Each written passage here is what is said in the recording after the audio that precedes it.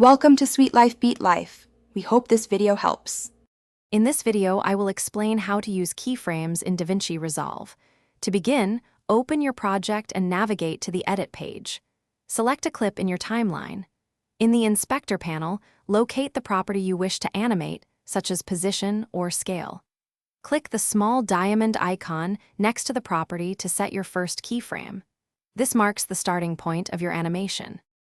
Once your first keyframe is set, move your playhead further down the timeline, perhaps by 2 seconds. Now, change the value of that same property, for example, increasing the scale from 100% to 120%. DaVinci Resolve automatically creates a new keyframe. You can easily navigate between these points using the small arrow buttons next to the diamond icon in the inspector. For more precise control, open the keyframe editor.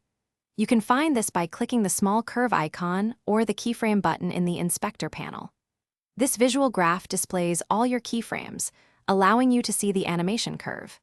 Here, you can select individual keyframes and adjust their interpolation, choosing between linear, smooth, or ease in slash-out for a more natural movement.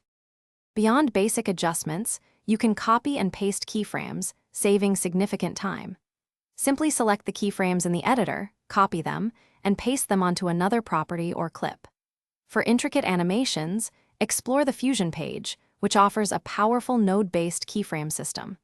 Remember to experiment with different interpolation types to achieve unique and dynamic visual effects in your projects. Thanks for watching. Consider subscribing if we helped you.